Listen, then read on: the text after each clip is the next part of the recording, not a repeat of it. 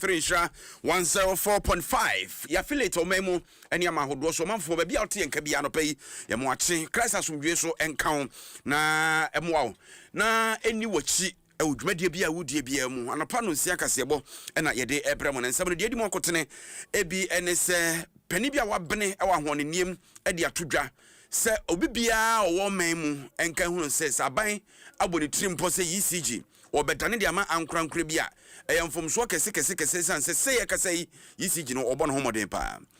Akuafo owo kuntunso ena ode adesra koto tachima henenum se nipa bi efun won sase it was sra na embrem nka bi ma wo oloya ni a wogina mu ma abante a ye frɛ no abutreka a ebetodwa se America force wadi dwirimu nti ye nche no ne mfa na mra America memu no ne lawyer ni ne kyerɛ se enioma bebre mfa kwan mu ewa na motu ampanifo tuo no nti wono mo hwɛ no nya hu bibi adesha wo ni obojo e de adesra to aban anum se nipa bi hurahura won e pampa mo mfiri won mu fie mu enti aban mra mu anyisa ene ye de besi bio no won so ebetu won hofo anopa nsam ne doso na kakrai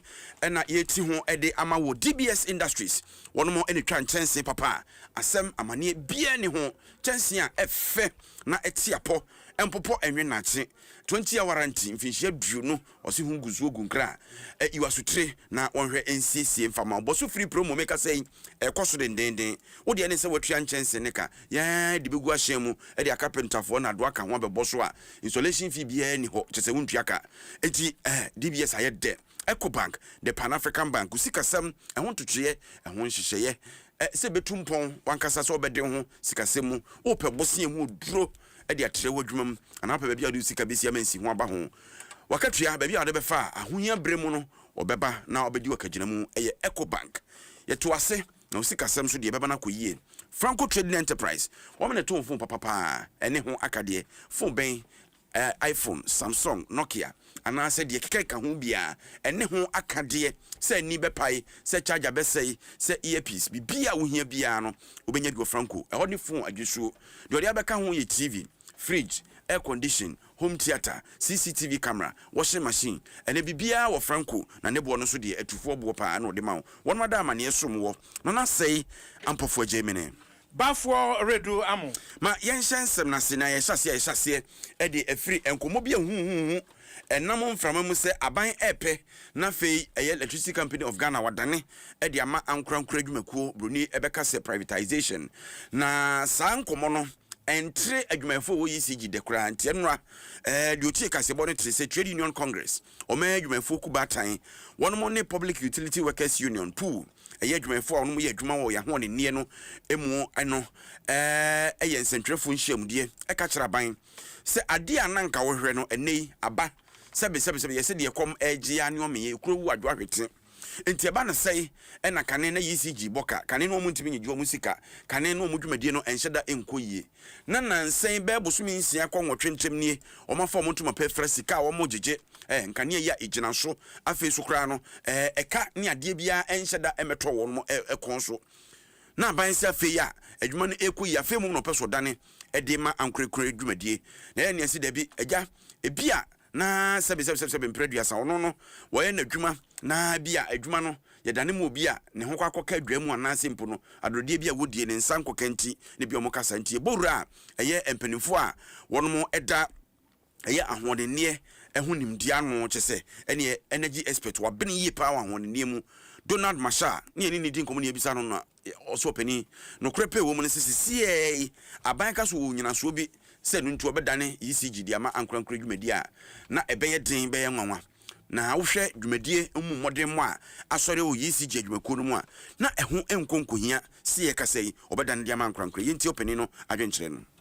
have a company omode ECG se wonsa company to omo check a company no omo track record I check say omo performance over the years in terms of countries now omo operating have they been efficient what must say this anyama nyina ka ho so no betimi determine say omo the share company we insta and omo the share company we insta but if there's no data of that state of say omo the show being insta then it's going to be a very long process to try and see only acquire edition insta now we share the performance of ECG over the period now in the past ECG had been making losses in terms of like revenue generation and they've also been making so much like almost performance in terms of like profit making now they weren't even been making so much money in the collection of the revenue, and we're just overspending. My stance on whether they should privatize ECG, I think it's too early. Too early to try and look at it as an instant privatization. For Donald Masha, wabene ewa hodi niemu na ote se odense mu etudwa no we no de tudwa se sabai peso otu anamo bia ene ade e wo se oye ene se wo hwe adwuma no ne modemo ekwa animu nse bia ekwa kakra na so mo nse ya agina na se bibi enkoyie na no peso ye nsakremu a eho no obia ense ne deche but momaye monitor kakra. At least let's revisit this topic maybe middle of this year, around June, July of this year. Let's revisit this topic. Okay, TUC and our trade unions, and our civil societies, they should calm down. ECG should also calm down. Let's maintain the numbers. Let's look at the numbers. Let's monitor and see how the numbers perform. If there's a need to privatize ECG, I don't agree of 100% privatization of the whole ECG entity. Some sort of percentage sharing on the privatization areas, and they are fine because there are so many wings that ECG. If they still need to privatize now, and I said the conversation of privatization is so essential to make ECG so efficient now, then they should just look at certain segments of the functions of ECG. Donald Masha, ayobia wa bene wa hodi ni manager expert na ote se o kire na adwen. Akuafo ene adehye owo kuntunso ewo Techima Empesua so Bono East Mantam mu ene waboko jan aboko bene asan afra kuntunkuni ato ho agumonten so ayo ye kire denden pempa won masem nyina no ene se wo sre Techima hene na na me yaw se onipa bi eje won mo nsase won mfu sase won fudi a wodua nyinara no ene wodi mfidie si so a no atu ne nyina to agu wo tu anwea epampa mo mfiri won mu emfo mu etu wo sre bebre babia ne makeke kan ko no wan hwa won so eto won guma ebedi mone na so oswaye ema Techima hene nti ena wodi adesre efa no so na watuso anamo woma prosifo ene bambofo enti no omram bi na de ekoso ne de woje won ho babia enye enti wo sre sebre ya wode one petition asene nsam yi no womomode a se obetu so anamo wode one petition no efa Techima Kronte royal family so ena wo se se Techima hene na me yaw enhwe na wondi won watem emma won ha ede ya petition ya tro na kutu so de ya sua ya sua Techima Kronte ena ekwanyi for the tumi asore se bodi Techima hene di kutu so sa singina amano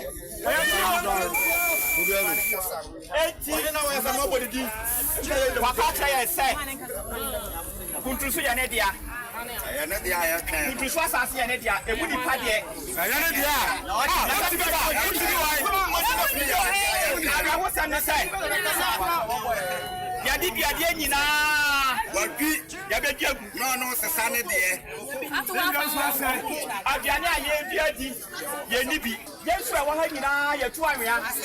aseni nyina eni agbo e ya say tu ye nyansu asa no anuanom ye tetia e ka won sai kon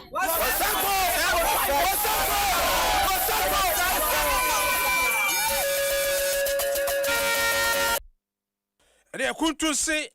busua ena afa akuafo ena wato ho agumonte so ba Facebook a video no da ho na ni brisem papa entesuko ko de wo tibi na Techima Kronte adesibusua na kwadwo yebo a ena ejina mu eje won ma desire se adesire no won so wonsa asom woni panifo se asom se de tie bia no wo be ma Techima ma hene aso ate na mo bia wo betu wo ho amasomdwe aba no asomdwe no wonsa atumi aka na no ba atuye se ye medina wanam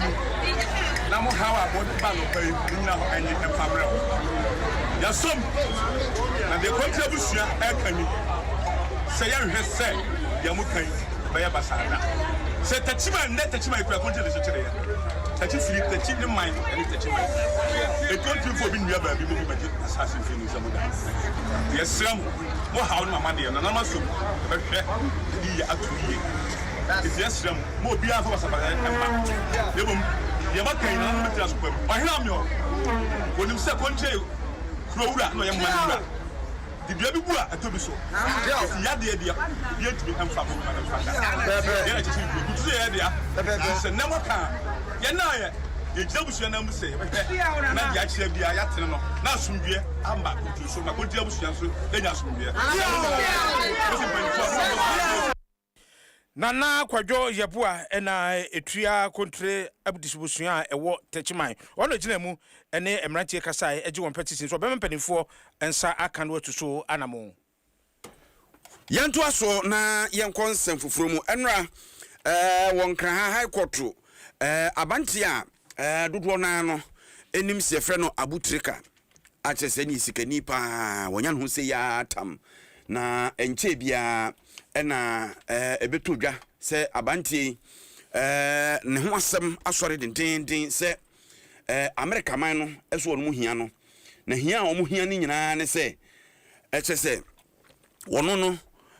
wadada enipa bi abefo kwantempo kwa so ase wodum bedi odo ase no mbetena ase aware ase mpena twen ena wabu o mafa so America dollar ne bebre ni di ankasa pa de Frederick Umi na dodo na no ahotedi on de frɛ ni abutrika enti wono kyerɛ sa America ban no epe ahwese obegina wo mmra so na twaka ono o man wo nti ode atweabante ne yire de afromemu de akwa America mem no akogina mmra no na se bono a na to kukum na no agye se oman empenifo dada nneoma e wo mranim na koto agitum engwane kosi se abantie no adifo na fo a wadie no e wo se de ne kwa America mpampa enti enrada e wo eye gbese district court ena empenifo efre asem ne biem no fre asem no asem a abantie abutreka ne lawyer Robert Ismail Agri Amisa edi tudwane se no kureni ekwan a yede abantie abutreka nam so no entwe yie kitikiti sei na se oman mu yehekuru ne anim ne amanam ena afi so kura no emra yedi edi ne sisei no emra wonu yosusu se atwam awe na ache kura wo se nkia to atwene baabi sansa America ni UK fo kura no mu egina eye amansaka mu ko hyehyede so de yes amra no ene mo fa samra ne nya adwuma biem enti aden na akwa ese ntuma so am baabi a ehre na obi yi mframa obadwama ya de hye hiani anade ne mu hunti abutrika asem wo yedi 18 no a bail kura ye ma no yese ye ma ne bail na de yentie omranim ni Robert Ismail Agri Emisa oye abutrika lawyer ne nsema odi to dwanra ne bi was assigned to sit on the matter today says that no, she's not going to discharge them, but defer that to the substantive judge. This is most unfortunate. At the last agenda, the court ordered that the state should have 5 weeks. If they have any information or any evidence, they should bring it before the court to justify why the court will proceed against A2 and A3. The states, in 3 weeks, have realized that they can't find anything against them. So why should their liberty be curtailed? This should not happen to anybody. Even when the person clearly is seen committing a crime, it shouldn't happen to the person. Let alone a person that there's no warrant, there's no order, there's no evidence against to be held in custody. This is a travesty of justice. The very law that the state is relying on to proceed against A1 is what they call a treaty. There is nothing like a unilateral treaty in this world. All treaties are either bilateral or multilateral. That law, as we speak today, does not apply in the United States of America, and therefore it cannot apply in Ghana. Including our president, our former president, our chief paramount chief. They call us what? Subjects and possessions of His Majesty. Which of us is a subject of His Majesty? Which of us is a possession? Are we in slavery? Are we under colonization? No. The former. Eti oloya ni no Robert Ismail Agri Emisa na wadwa papa. Wo wie na ode to so se meka se wasa de krata afoforo atu court nanim se wono mo hwe na sa enhye a wono mo ye na ye hwe na ye mfa no ensa nkonom ne ho nkeka ho nyina court no montumu sanse Ghana ni wode ne ho na fomso be na wo ho se obi ani buruni betwempena nti ene wono obi twempena na de akina nipa no beka so wabu ne kwasoa ana sempo no wato bibia ma no a na no ye chine tum. Drum it out there. This injustice is not only on these 3 innocent Ghanaians, it's on all of us, irrespective. Because tomorrow it can be me, and we have to be scared. Can I explain it? Okay. But you see, more or less, could tell something like this is coming up. We have already filed an application at the High Court to have all the 3 of them bailed. And we have also filed additional applications to quash everything that is going on because the illegality cannot be allowed to stand. So on the 20th of January, we'll meet at the High Court. We'll meet High Court complex. No matter what, the liberty of these innocent Ghanaians will be restored. Justice will prevail. Thank you. 20th. Eti what we heard mu say asem na yetu akose eda foforo no eduru ho a omuso kwakọ omasem abo munkuru ahwese court no afedi obeto omase na wagya abante abutrika amana nya no fa hodi a Eda no memene da a ye opepambo so me woni de tosu edu ye da sori anopa na ensem bi ene nam framam wokọ social media na nam honom hu ni nyina no ene se new ogbojo ben Medina social warfare American house on potem wonum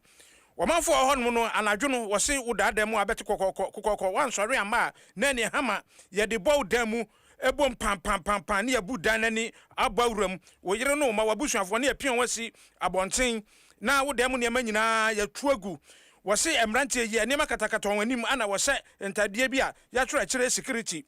wose nsase won potem ho nyina yom de nto wamanfo honom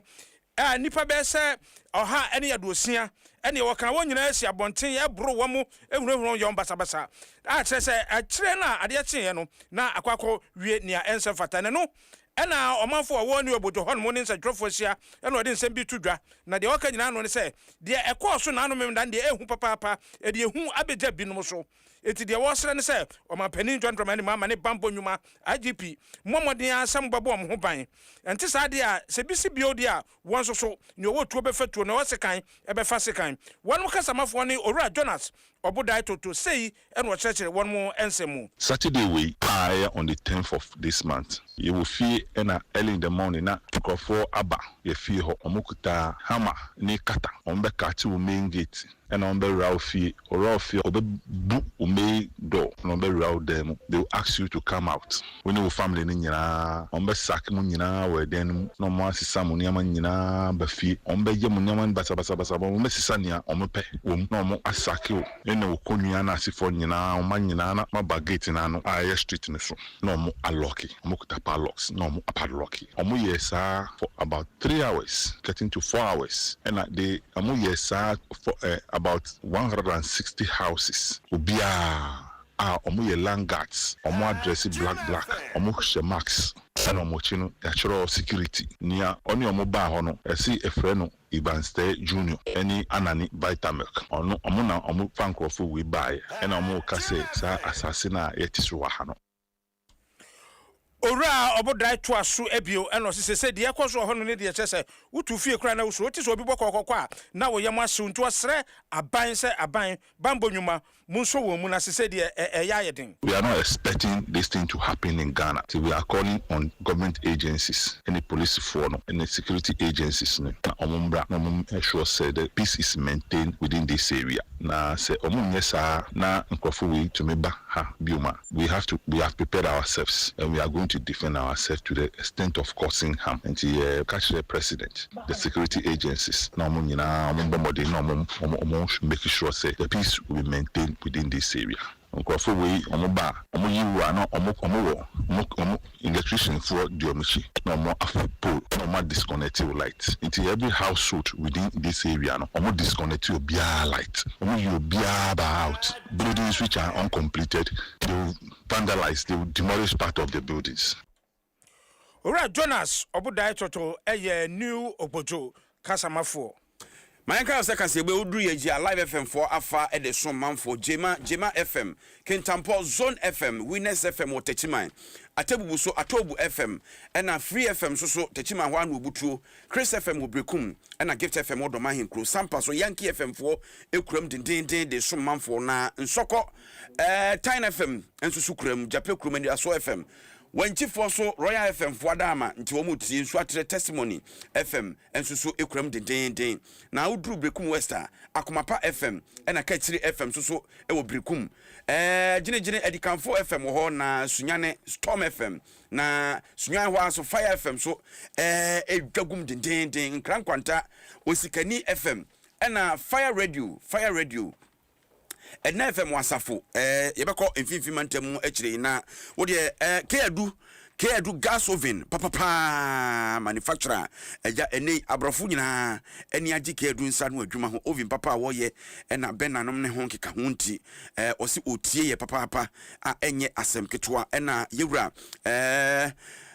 my fancy na yebre no aso DBS Industries ose bosu free promo no ekoso den Eco Bank for sikabra na sikasem totu eni mfa nhye yema Franco Trading Enterprise woton phone papa ne ho aka de laptops printers etufo bo no de ma wo no pay na na say Ampofo Adjei Baffuor